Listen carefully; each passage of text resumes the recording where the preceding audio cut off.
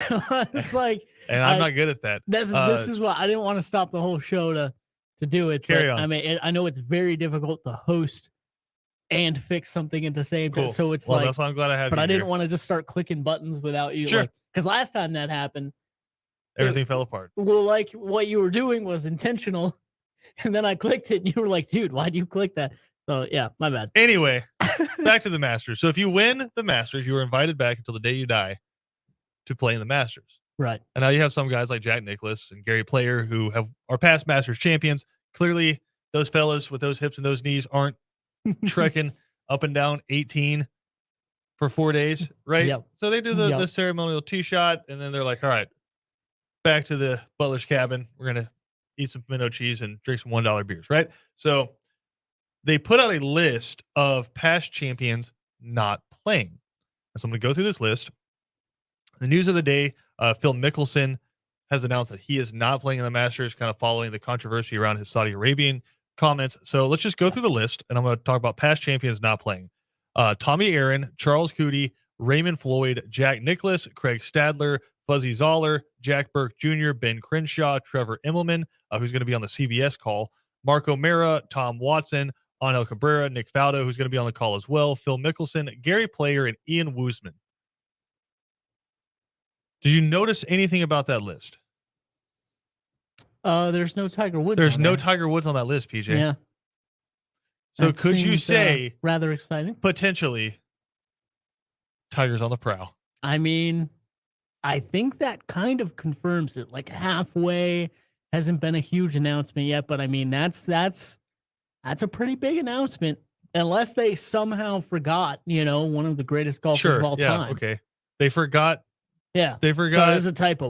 We hadn't got his email. They back forgot yet, Tiger Woods, but they sure as hell got Fuzzy Zoller on there. Exactly. They made sure of it. No, that's incredible. I think he is on the preliminary prowl, without a doubt. Preliminary prowl. Yeah. That's your new preliminary prowl podcast? I think so. No, who knows what that podcast would be about. I don't want to have a podcast. Sounds kind of creepy. But no, that being said, should I be excited?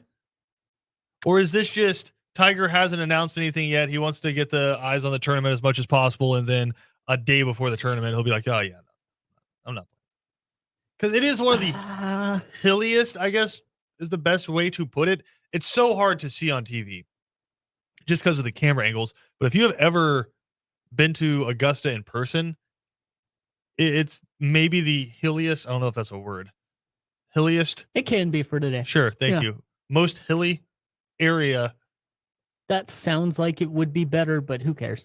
And when I say that, obviously there are some golf courses where they have like mountains and stuff like that. And there's the one in South Africa where like you're hitting off the top of a mountain onto a par 3 that looks like the continent of Africa, right? Like there's all kinds of different stuff. But I'm just talking about like changes in elevation, up and down, walking. Augusta National is different.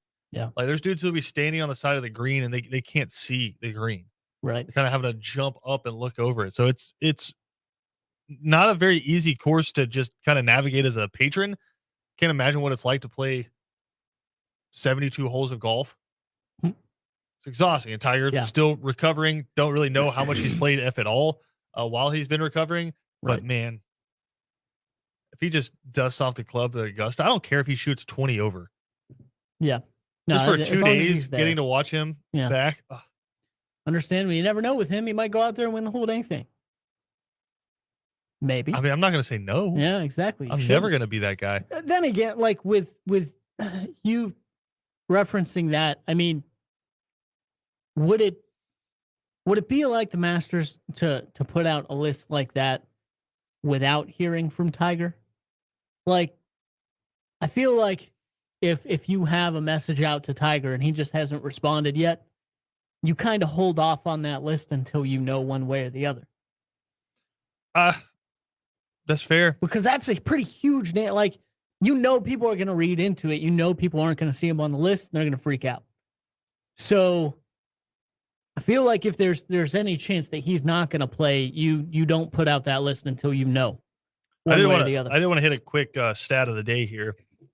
This is from the No Laying Up stat podcast. Of the day? That's right. This is from the No Laying Up podcast. Tiger Woods at age 23, 10 wins, 1 major. Jordan Spieth at age 23, 9 wins, 2 majors. Tiger Woods at 28, 40 wins, 8 majors. Jordan Spieth at 28, 12 wins, 3 majors. Yeah. So that slow from down. 23 to 28 is just when Tiger Woods Annihilated exploded everything into Yeah. what he has become as just an icon. I thought that was pretty awesome comparison. 'Cause, I mean, Jordan Spieth had kind of like a Hall of Fame career already. He got 3 major wins. That's the funny thing It's with 5 less than what Tiger Woods had.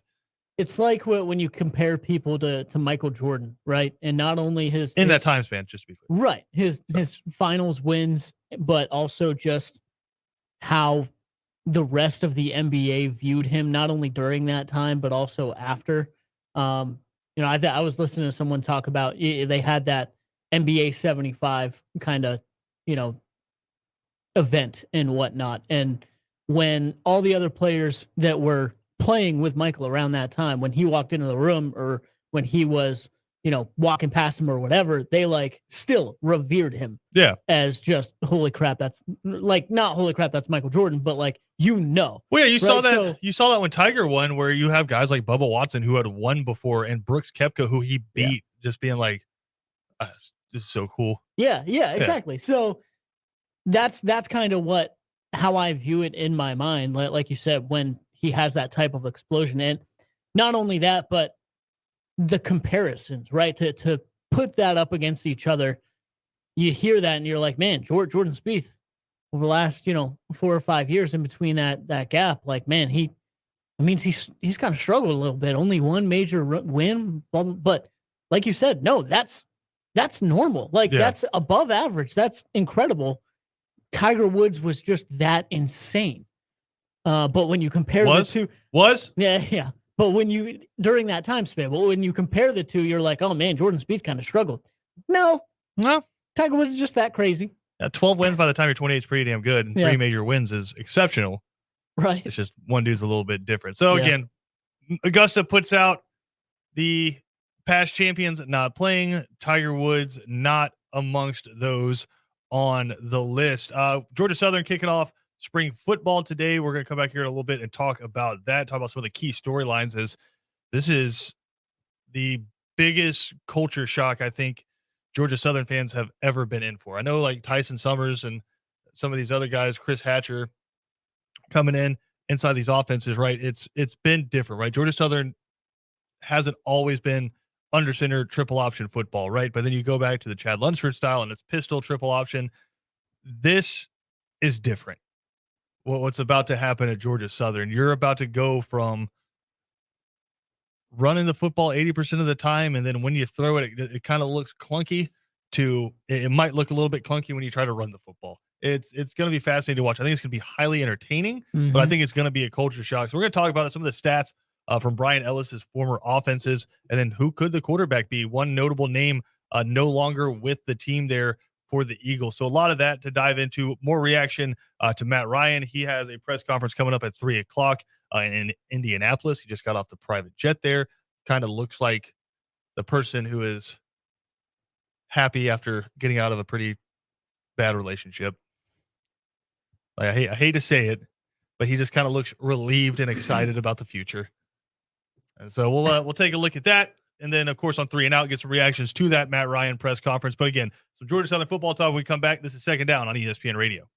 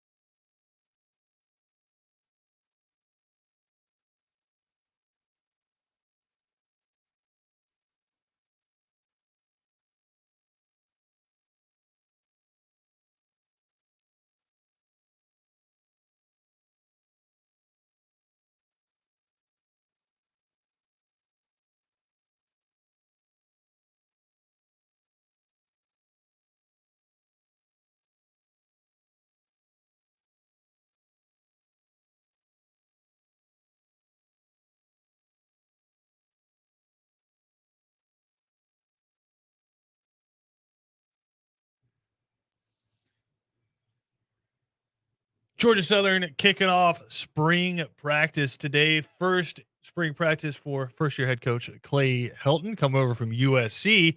And PJ, listen, I know you're a big fan of running the football all over the place.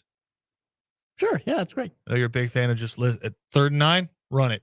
Oh, of course, especially on 4th and 5. Yeah, Penn State football, baby. Nothing like a draw play when you need to throw it. Yeah, 4th and 5's the best. So I know you're a fan of that. Mm-hmm. And so obviously a fan of the way Georgia Southern's played football for a long time. Now, I'd agree with that. The other ones were sarcastic, but yeah. And so I don't know that any team outside of like the service academies identifies more with a style of offense than Georgia Southern. Would that be fair to say in your opinion? Yeah, I think so. Because the only other one that really comes to mind, especially with option play, and I think a lot of people would be Georgia Tech, but that was mainly just Paul Johnson, right? I mean, you look at previously coached at Navy. No. Oh, and Georgia Southern. Yeah, there you go. Well, okay. Yeah, but yes, but no. Yeah, but yes, but not the point I was trying to get to. Don't worry about it. Just it's fine. But yeah, exactly. So like, I think a lot of people our age would probably think of that, but you look at before and after his tenures, Georgia Tech went away from that. So no, I completely agree, especially, with that specific type of offense. You think option football, to me, you think service academies and Georgia Southern. Yeah, and so I think there's other teams that maybe you can say like specific plays. Like I know Georgia was known for a long time just for the toss sweep. That's just part of their core identity. Yeah. One of the teams that stuck with it for the longest time. But this is going to be, I think, a little bit of a culture shock for a lot of Georgia Southern fans. And I'm trying to put some relevance to that, right? Because it's easy to just come out here and say that. Georgia Southern fans are like, listen, we know we're going to throw the football more. I'm like, I want you to understand in the history of your school how much you have not thrown the football compared to what you're about to see. Now, to be fair, Brian Ellis is your new offensive coordinator. Comes over from Western Kentucky, has a great track record of helping quarterbacks and offenses go, right? But he is coming into Clay Helton's offense. And Clay Helton does run a more pro-style offense, or at least he did while he was at USC. With the JT Daniels and the Kadon Slovises, right? And Jackson Dart this past year a little bit. But I'm curious to see the way this works, because when you look at what Brian Ellis has done, it's pretty startling compared to Georgia Southern. So I want to go back. I think the best way to put this is this. Georgia Southern's career passing leader, a guy who's considered one of the greatest players in the history of the program, started 4 years for Georgia Southern. Tracy Ham. Right? Comes on the show, really good friend of our program. 5,757 yards over 4 years. The most he had in a single season was 1,772. Right? Right. Most in the history of your program. You're going to hear this name a lot coming up over the next month or so, but Bailey Zappi. Yeah. He's a pro prospect now, but last year he played for Brian Ellis at Western Kentucky over in Conference USA. In 1 year, that's actually what I was about to, that's 5,967 yards. 200 more than Tracy Ham had in his entire career. Insane. It's about to get exciting out of Paulson, man. Yeah. But, and that's why I was just like, didn't he break the record? Yeah, he is the all-time single-season leading passer in college football history. And that's what you're about to have in Georgia Southern. No, like you said. Well, I mean, you got to make sure you got a Bailey Zappi first.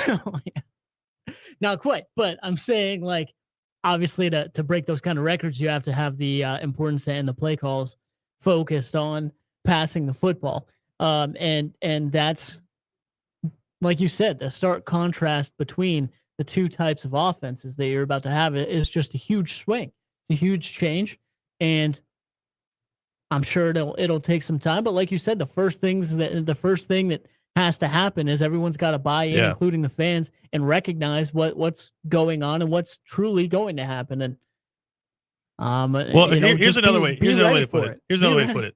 Georgia Southern's career receiving leader, again, a guy who played 4 years, Monty Sharp, 1,854 yards receiving over his career. That's a good career. Maybe Georgia Southern's best receiver ever, Raw Andrews, He had 873 yards, and he is Georgia Southern's single-season record holder for that. In his career, he had 1,538. Again, played 4 years for the Eagles. Right. Back in the early 2000s, right? If you have a solid quarterback receiver combo, that might be broken in a year and a half. So Jarrett Stearns for Western Kentucky last year, 1,902 yards. Yeah. Had 17 receiving touchdowns. 17. Yeah. And then their second leading receiver, Mitchell Tinsley, 1,402 yards. Where's he at now? Probably about to be in the NFL. I don't know. Is he at Penn State? He's at Penn State. Oh, there you go. Anyway, sorry. It always ties back to Penn State here on this year program. Not trying to. But to me, it's exciting. Yeah. To me, that's exciting. I mean, you don't want lukewarm in anything. To me, mediocrity and being in the middle is just death. Yep. In any sport, right? And so Clay Helton takes a look and he says, do I want to come into Georgia Southern and do I want to kind of appease the fan base by, keeping some of this triple option attack in there and then slowly moving away from it? Nah. I want to get the guy who has the most prolific offenses we can find. And you know what's interesting? You know what I'm not hearing from Clay Helton? What's that? That I heard from another guy, and we're going to talk about that program here in a second. I'm not hearing it's going to take a couple years because we got to find our linemen, right? Our linemen weren't built the same way that we want our linemen to look in the future, right? So it's going to take a little while. This is going to be a rebuilding process. Mm-hmm. I haven't heard any of that from Clay Helton. Right. All Clay Helton has come in and said is this is a gold mine. He's like, I get to coach at Georgia Southern. I get to recruit South Georgia and Middle Georgia, and it's just I can get in my truck and do it. Right? Don't have to fly anywhere to recruit some of the best talent in the world. And with the transfer portal, with NIL and all this, like you can flip a roster in a year. Right? They got a 6-year quarterback from Buffalo that's probably going to be your starter at least early in the season. Kyle Van Trace, dude's 6'2", 220, pocket passer, played at Buffalo, transfers over here, 6-year of eligibility just because of COVID and all that. And so I'm not hearing excuses. I'm hearing excitement. Yeah. And listen, is this roster going to win the Sun Belt? Probably not. Coastal Carolina is still damn good. Louisiana's really good. App State's great. And it's going to be a transition year. But I'm not hearing excuses. Right. I'm not hearing 9-1 to the end zone, baby. Right. You're hearing things that actually, that's the thing. And you're hearing things that actually instill excitement and positivity and energy into the program and not, can we say, not fake good, not fake excitement, not phrases and good PR moves and things like that. Like, no one needs that for one. And secondly, on the other side of things, you're not hearing the immediate, well, guys, hold on. We're going to be bad for a little bit. So just bear with us.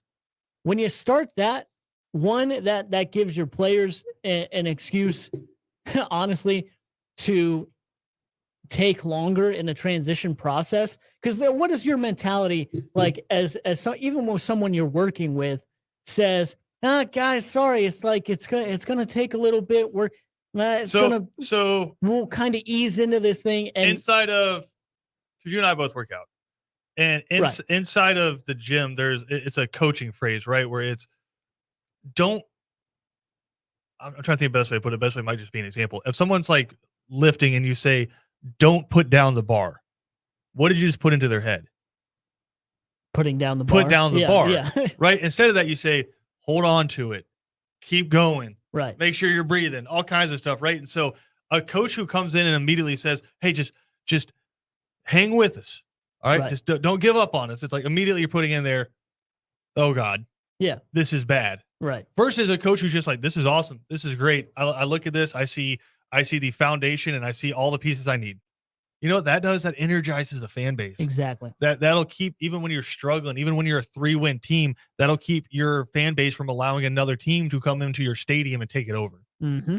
Yeah. Like happened with another school in this state. Yeah. Not too long ago. And so I'm really excited about the Clay Helton era there at Georgia Southern. He's a dude from not too far away in Florida.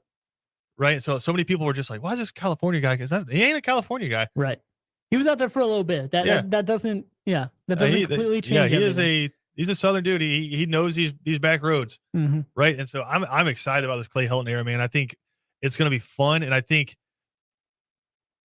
I guess the best way to put it is you're moving from one extreme to the other Yeah. when it comes to the offense. It's not going to be you're going from something an offense where you can identify with and you loved and you were proud to say it to just another cookie cutter offense.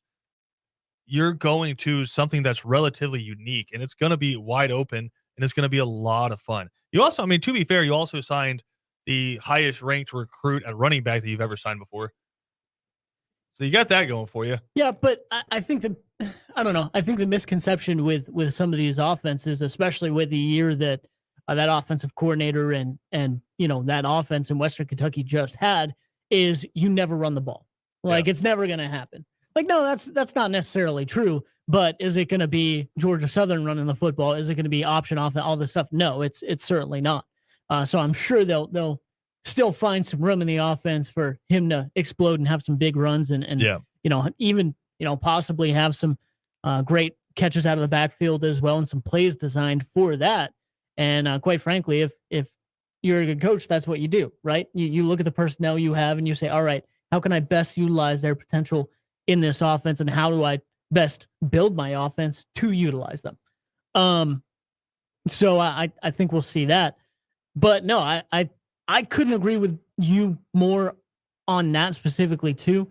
When you talk about the two differences in the offense and taking a swing, and if you're going to take the swing, just do it.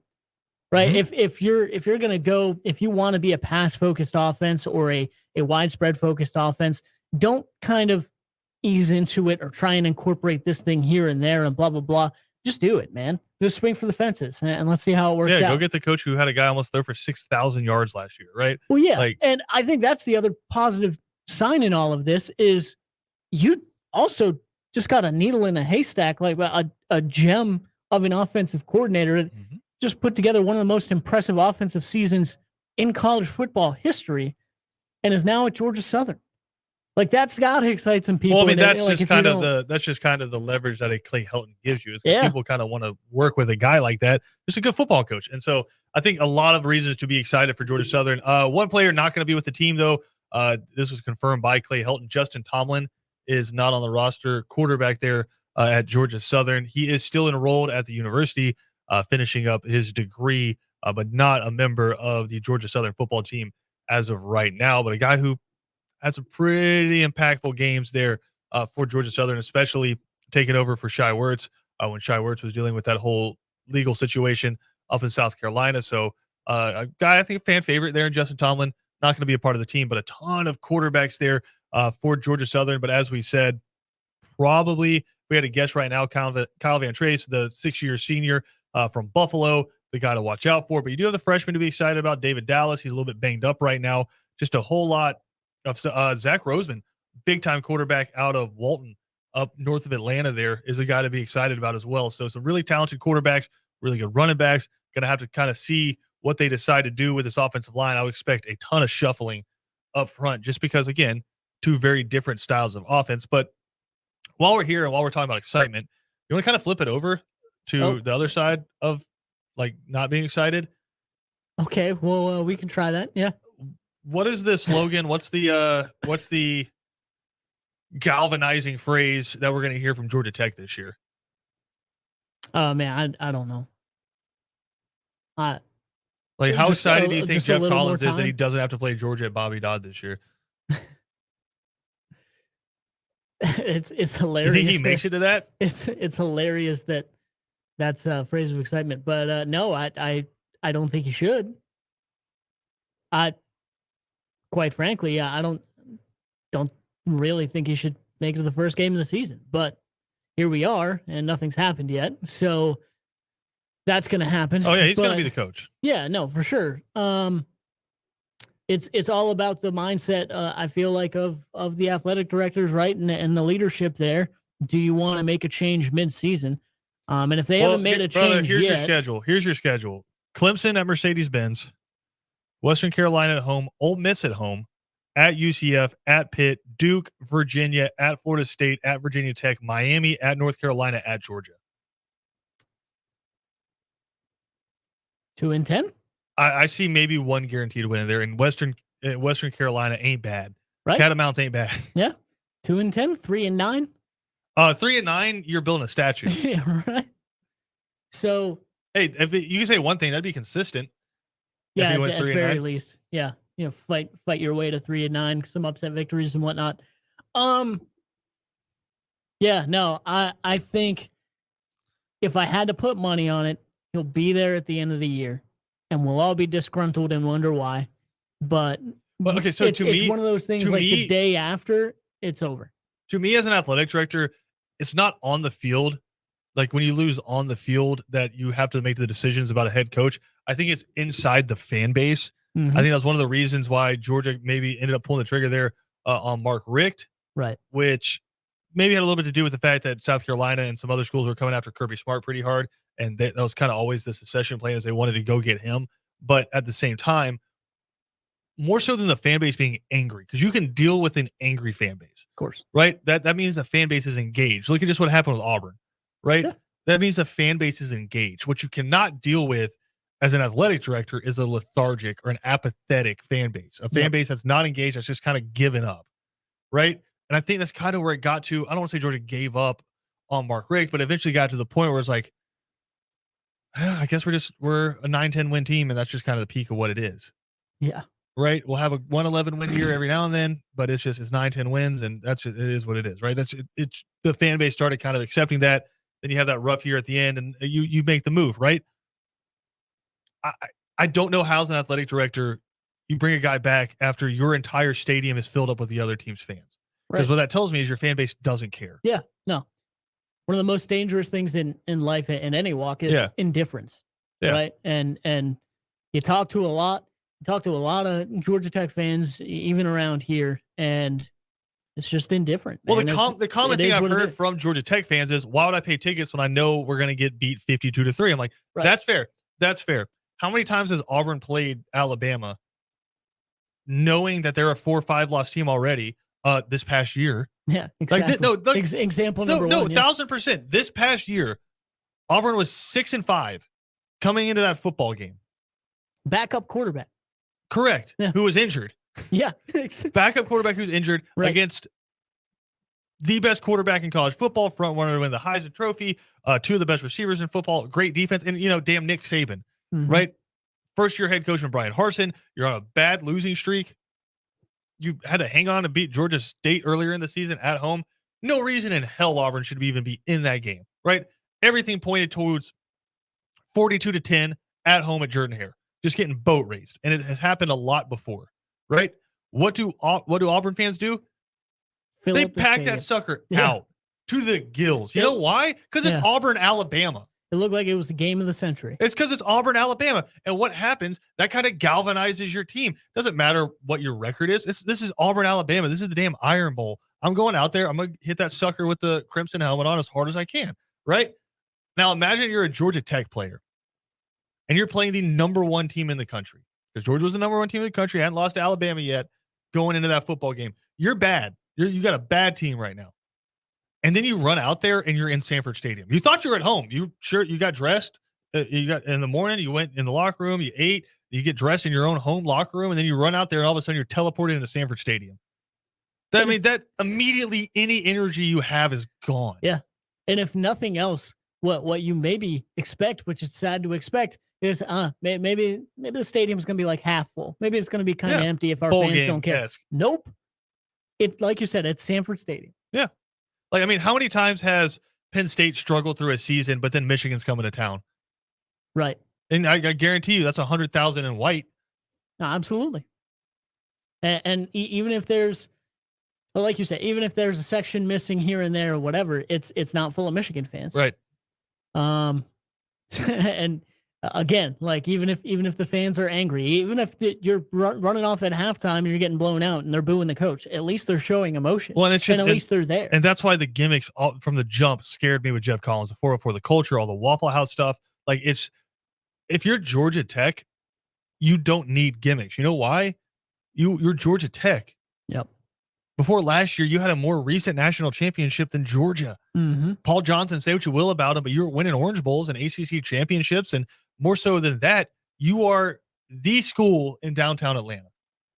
You want to talk about pageantry, Yeah. tradition, all the great things about college football? You It's play it's you there. play in Bobby Dodge It's Stadium. there. You Yeah. play in Bobby Dodge Stadium in the heart of downtown Atlanta. One of the coolest college football stadiums anywhere. But moreover than that, you're in Atlanta, one of the football hotbeds for high school. Yeah. You can just go out and touch 50 players and say, you guys come here and you'd have one of the best teams in the country. Right. Right? But College football Hall of Fame's there you for a don't reason. need gimmicks. Like, You know yeah. what you need is you need someone who puts out a vision.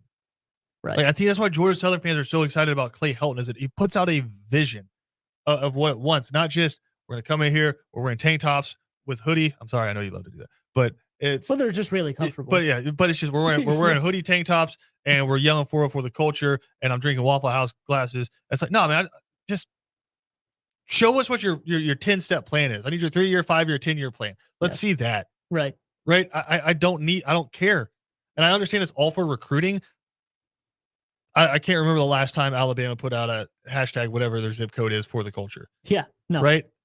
Like, It doesn't matter. like it's you go to the school and you get recruited by the coach and they lay out that vision. And what most players want to hear, especially at this level, is what are you going to do to maximize my talent and get me to where I want to go? Mm-hmm.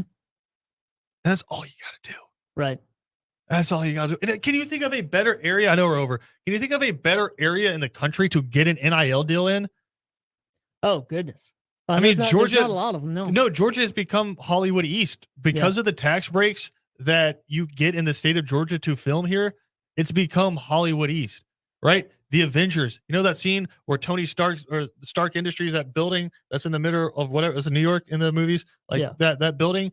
That's like the Porsche plant that's down in like Southside Atlanta.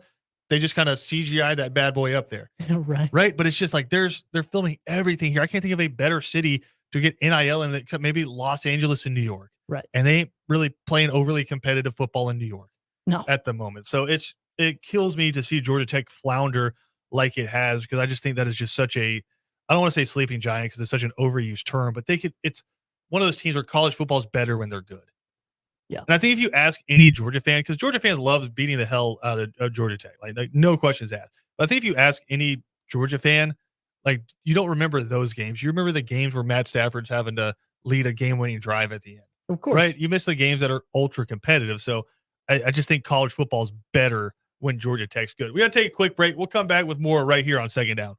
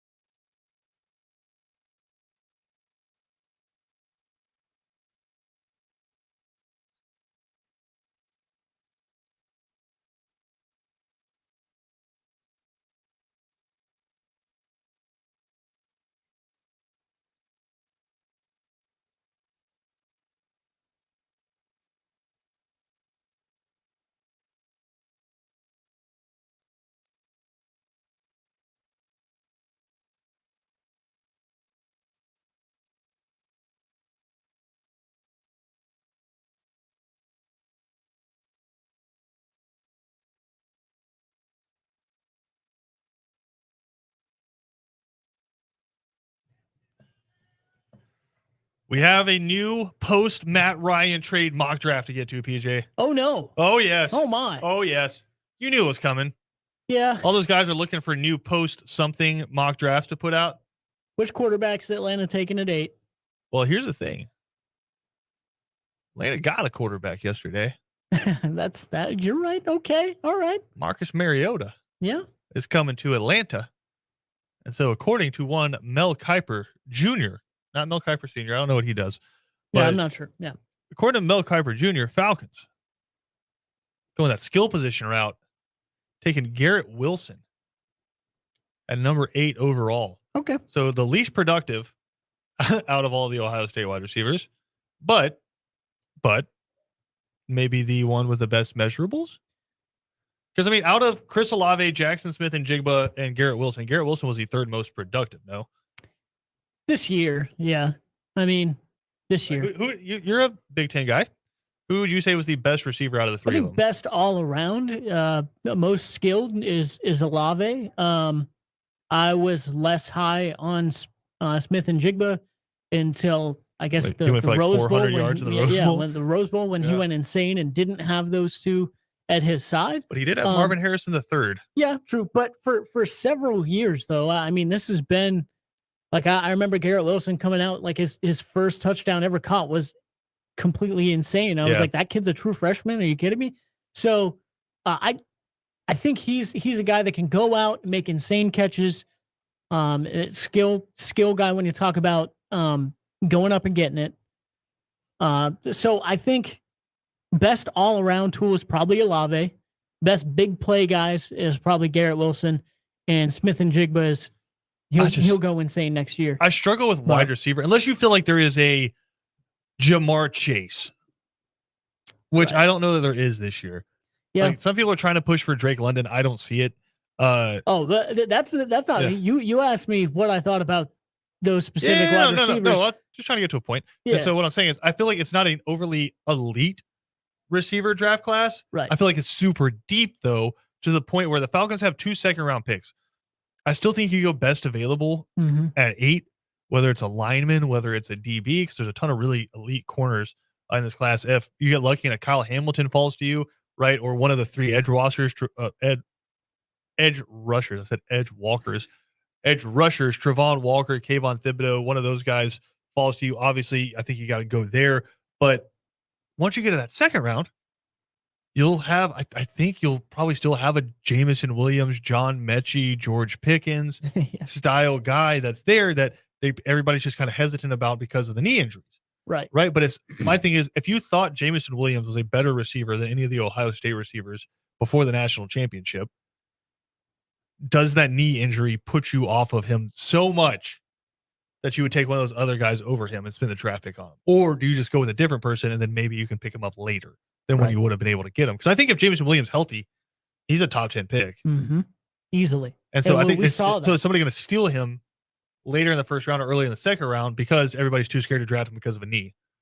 And let's not like act like things have not progressed. Like I agree when you see those knee injuries start, can it be hesitant? You start to back off a little bit, sure. But also like, let's look at the past 10, 15 years of development with knee injuries and with the surgeries and the recovery time and things like that. I know it's relative and everybody's different, but at the same time, things have progressed, I feel like, in that nature and in that realm. And you see guys starting to recover from that and not having those issues again. Now, of course, everyone can bring, Odell Beckham Jr., look at what happened in the Super Bowl. Sure, there's going to be outliers of guys that just can't get past it. But I think if you look at just the past 15, 20 years of development we've had in knee injuries and how people recover from them, I think we're seeing progress in that. So I wouldn't completely turn away from them. But that being said, I completely agree with you. I don't think you go wide receiver at 8. I've never really liked that. I don't think you go quarterback at 8. There's a reason this draft is so, I think, obscure in the sense of there's so many guys in certain positions, in the big dude positions, that are incredible. You go with one of them, maybe a second member of the secondary. You start there and build out. Yeah. Not what I would consider a reach and go skill position there at 8. Again, Mel Kiper has the Falcons going with Garrett Wilson. Ben Anderson writing in saying London is Mike Evans 2.0. That always scares me. When you start saying a guy Yeah. is like, oh, he's like another version of this guy. Well, Yeah, because that body type yeah, wise, he might be, sure. but I But Mike mean, Evans is a mutant. yeah, and potential Yeah, for a reason, yeah. right? So Mike like, Evans is a mutant. You can't base. I don't think you can yeah. draft based off comparisons. I kind of look at his productions. He looks kind of like a slower, big framed wide receiver. I don't know if that's what the Atlanta Falcons are going for. Let's take a quick break. We'll come back with more right here on Second Down.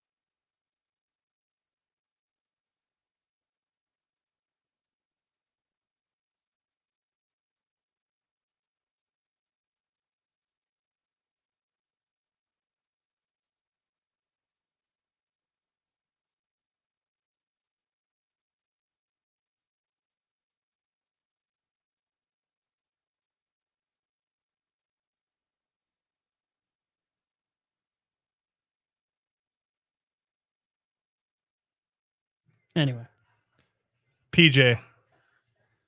keep it going. Keep it rolling. No, this just brought a question in my mind. Okay. What are like the greatest NASCAR video game tracks of all time? Oh, it's Sweet Home Alabama's number one. Really? Yeah. You know what my pick is? Yeah, I always forget the name of it. Flirting with Disaster, baby. There you go. Yeah. Well, Molly Hatchet. Molly Hatchet. I knew it was Molly But Hatchet. I mean, Joe Walsh, Rocky Mountain Way. I feel like Rocky Mountain Way has to be up there. Incredible. Like you're just shifting in the fourth, passing somebody. You're Just drifting. rolling.